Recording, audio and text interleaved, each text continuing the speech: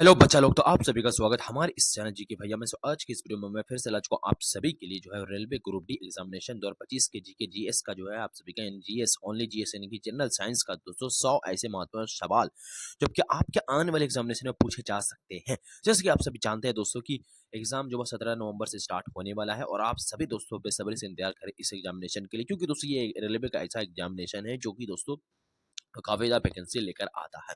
So finally बात करते हैं पीडीएफ की। तो पीडीएफ आपको डिस्क्रिप्शन में लिंक मिलेगा, वहाँ से आप टेलीग्राम चैनल से पीडीएफ डाउनलोड कर सकते हैं बड़े आसानी तरीके से। तो स्टार्ट करते हैं जनरल साइंस का। ये पार्ट 2 वीडियो, इससे पहले पार्ट 1 वीडियो आ चुका है। सो पहले वीडियो के बाद पहले क्वेश्चन की बात की, जैसे आप यहाँ देख सकते हैं क्या है पहला क्वेश्चन कि विनेगर का मुख्य घटक क्या है। ये आप सबको बताना कि विनेगर का मुख्य घटक क्या है। तो आपसे को रहेगा एसिटिक एसिड जो दोस्तों विनेगर का मुख्य घटक है, याद रखना ठीक है। एसिटिक एसिड जो है विनेगर का मुख्य घटक है, ठीक है। अब अगला सवाल बनता है बच्चों आपसे, किस धातु को जो है लिक्विड मेटल कहते हैं। ये आपसे बताना है किस धातु को दोस्तों लिक्विड मेटल कहते हैं, ये आपसे को बताना। तो आपसे को रहेगा मरकरी को दोस्तों लिक्विड मेटल कहते हैं, याद रखना मरकरी को दोस्तों लिक्विड मेटल कहते हैं, ठीक है। अगला सवाल बनता है दोस्तों की ब्लू बिट्रोइल किसका सामान्य नाम है। आप सबको ब्लू बिट्रोइल जो है वो किसका सामान्य नाम है। तो आप सभी को उत्तर हो जाएगा दोस्तों CuSO4 डॉट 5H2O दोस्तों आप सभी का ब्लू पेट्रोल का जो है सामान्य नाम, याद रखना ठीक है। अब अगला सवाल बनता है आप सभी जैसे याद रख सकते हैं कि कौन सी धातु बिजली की सबसे अच्छी चालक है, यानी कि सबसे अच्छा बिजली इसमें पार होता है। आपसे उत्तर हो जाएगा सिल्वर, ठीक। सिल्वर जो विद्युत की मतलब धातु की जो बिजली की सबसे अधिक अच्छी चालक है। ये आपका 4 नंबर सवाल था। 5 नंबर सवाल की बात कीजिए, आपसे को बता दें क्या है 5 नंबर सवाल की पेट्रोलियम से गैसोलीन अलग करने के लिए किस विधि का उपयोग किया जाता है। यानी कि ये पेट्रोल है उसमें गैसोलीन अलग करने के लिए किस विधि का उपयोग किया जाता है। आपसे होगा डिस्टिलेशन, ठीक है। डिस्टिलेशन जो है उपयोग किया जाता है ये विधि को, ठीक है, याद रखना आप सभी, ठीक है। अब जरा अगला सवाल की तरफ बढ़ जाए। अगला सवाल क्या है कि ध्वनि की चाल किस पर निर्भर करती है। आपसे बताना है, ये फिजिक्स का सवाल है आप सभी का। ध्वनि की चाल किस पर निर्भर करती है। तो आपसे उधर ध्वनि की चाल जो है आप सभी का माध्यम के घनत्व और लोच पर निर्भर करती है, ठीक है। अब जरा अगला सवाल बनता है दोस्तों कि न्यूक्लियर रिएक्टर में मॉडरेटर किसे कहते हैं। आपसे बताया न्यूक्लियर रिएक्टर में दोस्तों मॉडरेटर किसे कहते हैं। तो आप सभी को उत्तर हो जाएगा जो न्यूट्रॉन की गति को कम करे, ठीक है। जो न्यूट्रॉन की गति को कम करे उसे ही न्यूक्लियर रिएक्टर में मॉडरेटर कहते हैं, याद रखना, ठीक है। अब अगला सवाल बनता है दोस्तों कि इलेक्ट्रिक फ्यूज किस धातु का मिश्र धातु से बना होता है। तो किस धातु मिश्र धातु से बना होता है इलेक्ट्रिक फ्यूज जो है आप सभी का किस धातु मिश्र धातु से बना होता है। आपसे बोला टीन और लीड से दोस्तों इलेक्ट्रिक फ्यूज बना होता है, याद रखना, ठीक है। अब जब अगला सवाल की तरफ बढ़ते हैं बच्चों, तो अगला सवाल आप सभी को बनता है कि रेनबो किस बनने का कारण क्या है। आपसे बताएं रेनबो जो बनता है, ये जो 7 कलर का आप देखते हैं ऐसे ऐसे करके, वो आसमान में रेनबो किसका बनने का कारण क्या है। तो आप अपवर्तन और परावर्तन के कारण वो बनता है, याद रखना, ठीक है। अगला सवाल बनता है आप सभी का किसी चालक की प्रतिरोध प्रतिरोध निर्भर करती है। आपसे बोलते हैं किसी के चालक की प्रतिरोध किस पर निर्भर करती है। उपरोक्त में सभी पर, यानी कि उसकी मोटाई पर, उसकी लंबाई पर, उसकी पदार्थ पर, याद रखना, ठीक है। अब जरा अगला सवाल की तरफ बढ़ जाए, थोड़ा साइंस का क्वेश्चन देखा। साइंस का क्वेश्चन क्या है कि मस्तिष्क और रीढ़ की हड्डी को कौन सा द्रव घेरता है। आपसे बताएंगे मस्तिष्क होता है और हमारा रीढ़ की हड्डी को कौन सा द्रव घेरता है। तो आपसे उत्तर हो जाएगा सेरेब्रोस्पिनल फ्लूइड घेरता है, याद रखना, ठीक है। अब अगला सवाल बनता है आप सभी का कि किस अंग को ग्रेवयार्ड ऑफ आरबीसी कहते हैं, यानी कि ग्रेवयार्ड ऑफ आरबीसी किसे कहा जाता है। आपसे बताएगा पीलिया को दोस्तों ग्रेवयार्ड ऑफ आरबीसी कहा जाता है, ठीक है। अगला सवाल बनता है दोस्तों कि ल्यूकेमिया ल्यूकेमिया किससे संबंधित रोग है। तो आपसे बताते हैं ल्यूकेमिया जो है आप सभी का वो आपका WBC से यानी कि व्हाइट ब्लड सेल से संबंधित रोग है, याद रखना, ठीक है। अब अगला सवाल बनता है आप सभी का क्या है सवाल क्या है, थोड़ा सा देख सकते हो बड़ा सवाल है आप सभी के लिए। क्या है कि मस्तिष्क से मनुष्य के मस्तिष्क का कौन सा भाग जो है संतुलन और गति को नियंत्रित करती है। आपसे बता रही मनुष्य का कौन सा भाग जो है आपसे होगा संतुलन और गति दोनों को नियंत्रित करता है। तो आपसे बताओगे सेरेबेलम दोस्तों दोनों चीज को नियंत्रित करता है, ठीक है। संतुलन और गति दोनों को नियंत्रित करता है, ठीक है। अगला सवाल बनता है आपसे गोइटर रोग किस ग्रंथि गड़बड़ी से होता है। आपसे बताना गोइटर रोग जो है किस ग्रंथि गड़बड़ी से होता है। आपसे थोराइड, ठीक है। गोइटर रोग जो है आप सभी का जो किस ग्रंथि गड़बड़ी से होता है। आपसे बताना थोराइड ग्रंथि गड़बड़ी से होता है, ये रोग, याद रखना, ठीक है। अगला सवाल बनता है आप सभी का रक्त में शर्करा का समान स्तर कितना होता है, यानी रक्त में जो है शुगर यानी शर्करा का समान स्तर कितना होता है। आपसे बताओ 70 इंटू 110 mg/dl, याद रखना, ठीक है। अब जरा सवाल बनता है दोस्तों कि शरीर की सबसे छोटी ग्रंथि कौन सी। तो आपसे बताएगा शरीर की सबसे छोटी ग्रंथि जो आप सभी का वो पीनियल, याद रखना, ठीक है। किसी किसी में शायद इसका पिट्यूटरी ग्रंथि जो है सबसे छोटी ग्रंथि बताया जाता है, ठीक है, बट वो आपका उत्तर नहीं होगा, यही उत्तर होगा, ठीक है। अगला सवाल बनता है आप सभी जैसे यहाँ देख सकते क्या है कि क्रेब्स साइकिल कहाँ होती है। आपसे बताना क्रेब्स साइकिल कहाँ होती है। तो आपसे उत्तर हो जाएगा माइटोकॉन्ड्रिया में होती है क्या क्रेब्स साइकिल, याद रखना, ठीक है। अब अगला सवाल बनता है आप सभी का कि कौन सा हार्मोन जो है फाइट एंड फ्लाइट स्थिति में स्रावित होता है। आपसे बताना कौन सा हार्मोन जो है आपका फाइट और फ्लाइट स्थिति में स्रावित होता है। आपसे बताएगा एड्रीनालाइन, ठीक, एड्रीनालाइन, याद रखना, ठीक है। अब जरा अगला सवाल की तरफ बढ़ जाए। अगला सवाल क्या बच्चों कि मनुष्य में रक्त समूह खोजने वाले वैज्ञानिक कौन थे। तो आपसे को बताते हैं मनुष्य में जो है रक्त का समूह खोजने वाले जो है आपका लेड लैंडस्टाइनर, ठीक है, लैंडस्टाइनर, लैंडस्टाइनर, ठीक है। अब अगला सवाल बनता है आप सभी का कि प्रकाश वर्ष किसकी इकाई है, आपसे को बताना कि प्रकाश वर्ष किसकी इकाई है, तो आपसे उत्तर प्रकाश वर्ष आपसे क्या दूरी की इकाई याद करना, ठीक है, दूरी की इकाई क्या है, प्रकाश वर्ष, ठीक है। अब अगला सवाल बनता है तो उसकी परमाणु घड़ी यानी कि एटॉमिक क्लॉक किस सिद्धांत पर काम करती है, आपसे बताना कि परमाणु घड़ी जो है किस सिद्धांत पर काम करती है, आपसे उत्तर परमाणु घड़ी जो आपसे परमाणु कंपन पे काम करती है, ठीक है। अब अगला सवाल बनता है आपसे जैसे यहाँ देख सकते क्या है सवाल अगला सवाल है आपसे जैसे यहाँ देख सकते हैं काफी अच्छा सवाल है कि मनुष्य के शरीर में रक्त की कुल मात्रा शरीर के भार का लगभग कितना प्रतिशत होता है, ठीक है। तो मनुष्य के शरीर में रक्त की कुल मात्रा जो है शरीर के भार का लगभग 8% होता है, याद रखना, ठीक है। अब अगला सवाल बनता है आपसे जैसे यहाँ देख सकते हैं क्या है कि जीव विज्ञान में फादर ऑफ जेनेटिक्स किसे कहा जाता है, तो आपसे बताना है जीव विज्ञान में दोस्तों फादर ऑफ जेनेटिक्स जो है आप सभी का मेंटल को कहा जाता है, याद रखना, ठीक है। अब अगला सवाल बनता है आप सभी जैसे यहाँ देख सकते क्या है कि लेजर का पूरा नाम क्या है, आपसे उदाहरण लेजर जो होता है वो उसका पूरा नाम क्या था, light application applications by stimulated emission of radiation, ये जो है लेजर का फुल पूरा नाम है, याद रखना, ठीक है। अब जो एक सेट आपका पूरा हो गया, अब अगला सेट स्टार्ट करते हैं। अगला सेट क्या है वो देख लेते हैं। तो अगला सेट है तो उसके पीरियोडिक टेबल में लेंथानिडियस कहाँ पर स्थित होती है, आपसे बताना है पीरियोडिक टेबल में लेंथानिडियस कहाँ पर स्थित होता है, आपसे बता रहे एफ ब्लॉक में स्थित होता है, ठीक है। अब अगला सवाल बनता है बच्चों जैसे यहाँ देख सकते हैं आप सभी क्या है अगला सवाल। अगला सवाल है कि एक्वारेजिया यानी कि राज जल किससे बना होता है, एक्वारेजिया जो है आपसे राज जल जो है किससे बना होता है, आपसे उधर होगा कि HCl और HNO3 यानी कि 3:1 रेशियो से ये बना होता है, ठीक है। 3 जो रहता है वो आप सभी का HCl रहता है और HNO3 जो आपका 1 रहता है, ठीक है।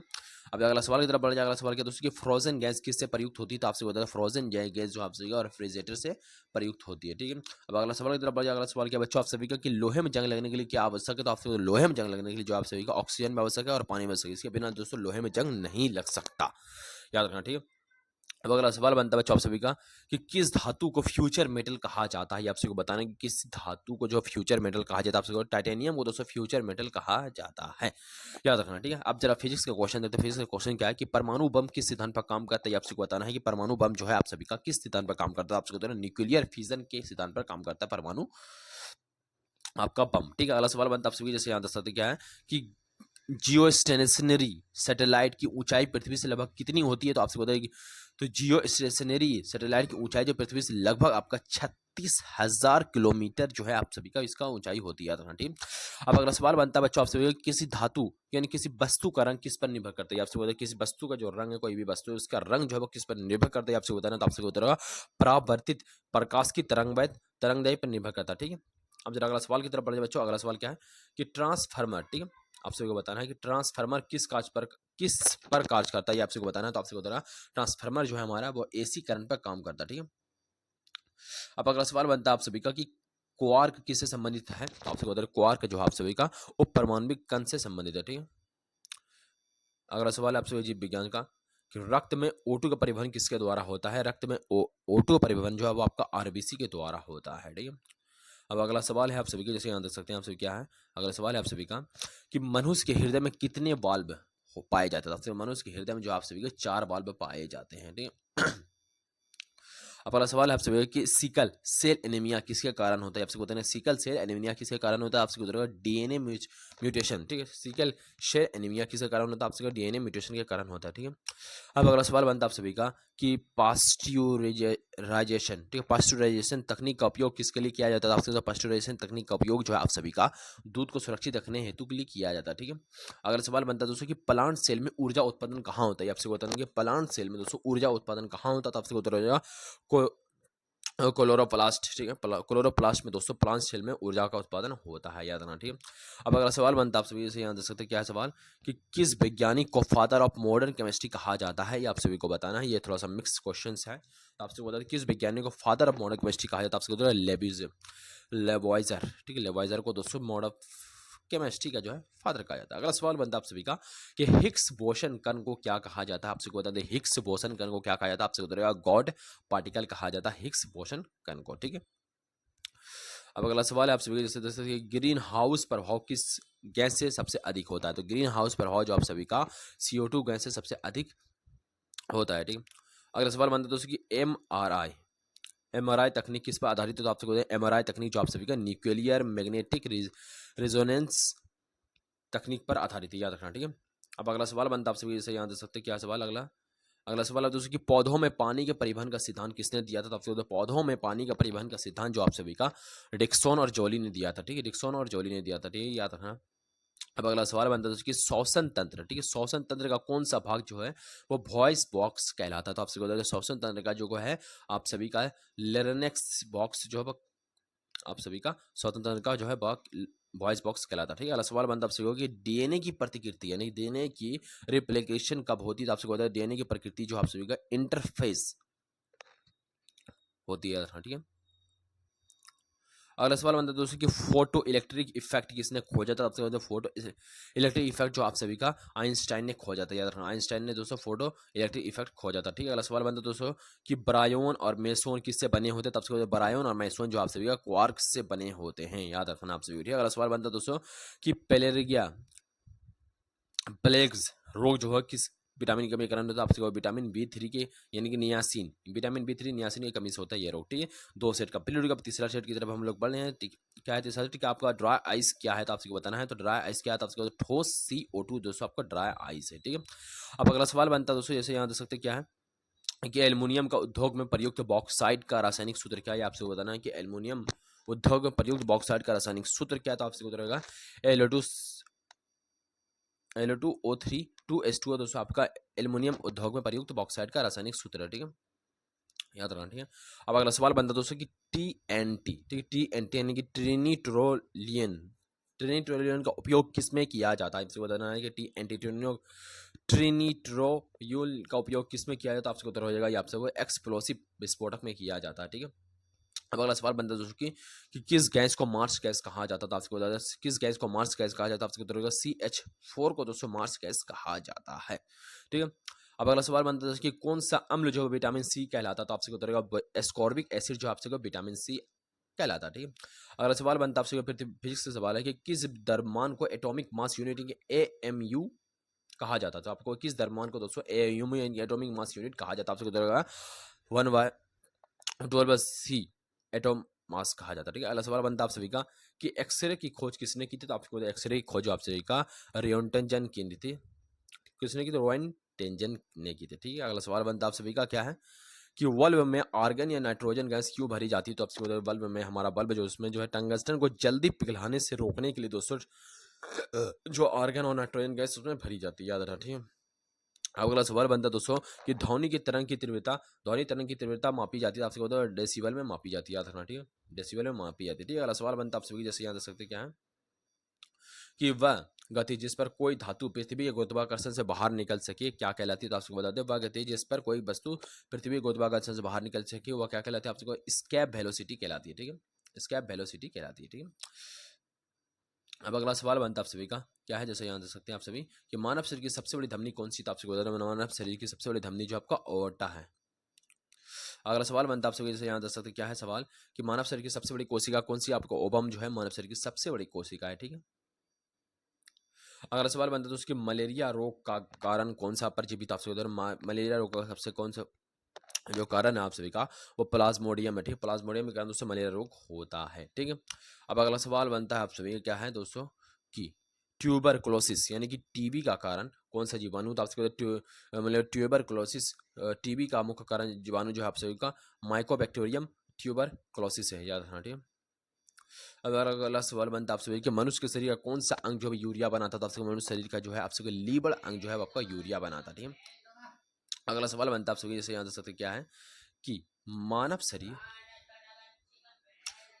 का कौन सा अंग जो है एंड्रोसिन प्लस एक्सोक्रीन दोनों तरह की ग्रंथि है? तो आपसे होगा पेनक्रियास। ठीक है, पेनक्रियास है। ठीक है, अब जरा अगला सवाल की तरफ बढ़ जाए। अगला सवाल क्या है कि हेमोफीलिया रोग किससे संबंधित? आपसे बताया हेमोफीलिया रोग जो है आप सभी का रक्त का थक्का ना जमने से संबंधित है। ठीक है, अब अगला सवाल बनता है आप सभी क्या है कि किस पौधों को लिविंग फोलिसिस कहा जाता है? तो आपसे बताया किस पौधों को लिविंग फोलिसिस कहा जाता है? तो होगा साइसस। ठीक है, साइसस पौधे को दोस्तों लिविंग फोलिसिस कहा जाता है। ठीक है, अगला सवाल बनता है आप सभी का कि रक्त शुद्धिकरण का कार्य कौन करता है? तो आपसे रक्त शुद्धिकरण का कार्य जो आपसे किडनी करता है। ठीक है, अब अगला सवाल बनता है दोस्तों कि किसे सुसाइडियल बैग कहा जाता है? तब से बताते कि लाइसोसोम को दोस्तों सुसाइडियल बैग्स कहा जाता है। ठीक है, अगला सवाल बनता है, ये थोड़ा मिक्स क्वेश्चन है कि ग्रीन हाउस गैस कौन सी, तो आपसे बोलते हैं ग्रीन हाउस गैस जो आपका CO2 है, SCH4 है, N2 है, यानी उपरोक्त में सभी गैस जो बस क्या है, ग्रीन हाउस गैस है। ठीक है, अगला सवाल बनता है आप सभी का क्या है कि सूर्य की ऊर्जा का स्रोत कौन सा था, आपको सूर्य की ऊर्जा का स्रोत जो आपसे न्यूक्लियर फ्यूजन है। ठीक है, अगला सवाल बनता है दोस्तों कि आकाश नीला दिखाई देने का कारण, तो आपसे बोलेगा स्कैटरिंग ऑफ लाइट। ठीक है, स्कैटरिंग ऑफ लाइट के कारण दोस्तों आकाश नीला दिखाई देता है। ठीक है, अब अगला सवाल बनता है आप सभी का कि रेडियो एक्टिव पदार्थ की मात्रा को किस नियम के अनुसार घटती है, तो आपसे बोलते हैं रेडियो एक्टिव पदार्थ की मात्रा जो है आप सभी का हाफ लाइफ लॉ नियम के अनुसार घटती है। ठीक है, फिर अगला सवाल बनता है आप सभी, जैसे यहाँ दे सकते क्या है कि डीएनए का पूरा नाम क्या है, आपसे बताना। तो डीएनए का पूरा नाम जब आपका डिऑक्सरिबो न्यूक्लिक एसिड जो आपका डीएनए का पूरा नाम है, डिऑक्सरिबो न्यूक्लिक एसिड जो आपका डीएनए का पूरा नाम है। ठीक है, अब जरा और मतलब 3 सेट कंप्लीट होगा, लास्ट सेट है आप सभी का, टोटल 100 क्वेश्चन हम लोग कवर करने वाले हैं। तो ये सवाल आप सभी का क्या है, क्या सवाल है क्या, बेराइट्स किसका अयस्क है, आपसे बेराइट्स किसका अयस्क, आपसे BaSO4 का दोस्तों ये क्या है अयस्क है। ठीक है, अब अगला सवाल की तरफ फटाफट बढ़ता है। अगला सवाल क्या दोस्तों कि डोलोमाइट का रासायनिक सूत्र क्या है, तो आपसे डोलोमाइट का रासायनिक सूत्र वो जो है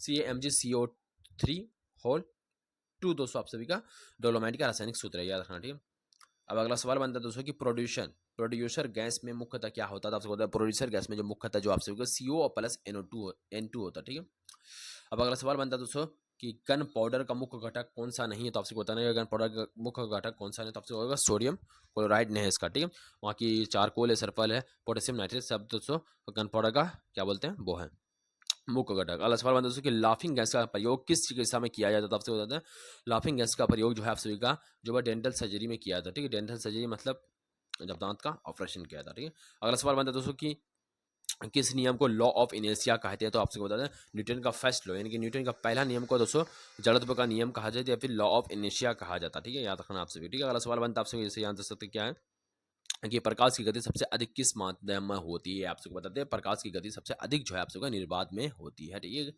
अब अगला सवाल बनता है दोस्तों कि द्रव्यमान और ऊर्जा के संबंध का सूत्र क्या है, तो आपसे द्रव्यमान और ऊर्जा के संबंध का सूत्र जो आपसे E बराबर mc² है। ठीक है, अब अगला सवाल बनता है आप सभी का कि गायनोस्कोप का उपयोग किसके लिए होता है, तो आपसे बताते हैं गायनोस्कोप का उपयोग जो है गैरो उपयोग जो है आप सभी का दिशा ज्ञात करने के लिए हेतु होता है। ठीक है, अब अगला सवाल क्या है आप सभी का कि लेजर प्रकाश की विशेषता क्या है, तो आपसे बताते लेजर प्रकाश की विशेषता जो आपसे उपरोक्त में सभी है, यानी कि कोरहेरेंट होती है, मोनोक्रोमैटिक होती है, आपका तीव्र होती है। ठीक है, अब अगला सवाल बनता है दोस्तों कि प्लेटलेट्स का मुख्य कार्य क्या था, आपसे द्वारा प्लेटलेट्स का मुख्य कार्य जो है रक्त को थक्का जमाना। ठीक है, अब अगला सवाल बनता है आप सभी का, जैसे यहाँ देख सकते क्या है कि मनुष्य का कौन सा भाग जो है हृदय की धड़कन और श्वसन नियंत्रित करती है, यानी कि आप सभी का दिल की धड़कन नियंत्रित करता है और श्वसन यानी कि सांस लेने में नियंत्रित करता है, आपसे मेडुला ओब्लोंगाटा। ठीक है, मेडुला ओब्लोंगाटा। ठीक है, अगला सवाल बनता है दोस्तों कि 9 ब्लाइंडनेस यानी कि रात का अंधापन किस विटामिन के आपका विटामिन ए की कमी से दोस्तों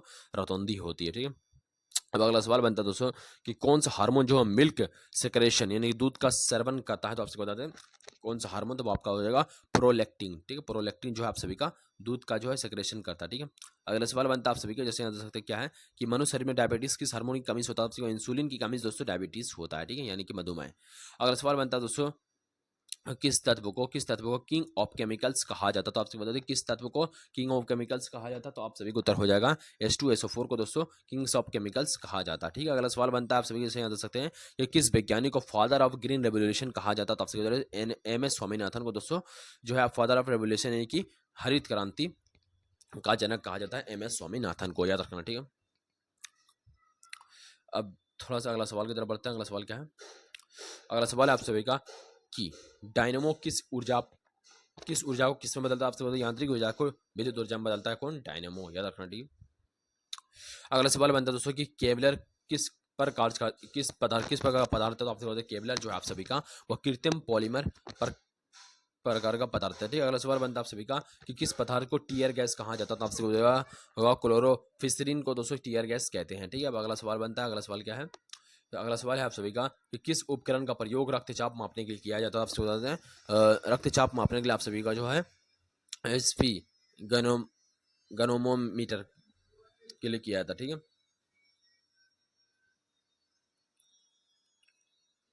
अगला सवाल है कि किस ग्रह को मॉर्निंग स्टार कहा जाता है, आपसे वीनस ग्रह को दोस्तों मॉर्निंग स्टार कहते हैं। ठीक है, अगला सवाल आप सभी का, आकाश गंगा यानी कि मिल्की वे किस प्रकार की गैलेक्सी, तो आप सभी को मिल्की वे जो आप सभी का स्पाइरल गैलेक्सी, ठीक है, स्पाइरल गैलेक्सी याद रखना, ठीक, स्पाइरल प्रकार की गैलेक्सी। अगला सवाल बनता है आप सभी की, ओजोन परत मुख्यतः किस परत में पाई जाती है, तो आप सभी को ओजोन परत जो मुख्यतः जो आप सभी का स्टेरोस्फेयर में पाई जाती है, याद रखना, ठीक है। आज का लास्ट सवाल आप सभी का, कि न्यूक्लियर रिएक्टर में कंट्रोल रोड किस धातु की बनी में की होती है, तो आप सभी न्यूक्लियर रिएक्टर में कंट्रोल रोड जो आप सभी का वो बोरोन या कैडियम धातु की बनी होती है, ठीक है। तो टोटल हम लोगों ने 100 सवाल कवर कर लिए, ठीक है, जो कि आपके आने वाले एग्जामिनेशन, ग्रुप एग्जामिनेशन पूछे जा सकते हो। मिलते हैं नेक्स्ट वीडियो में, तब तक के लिए बाय दोस्तों।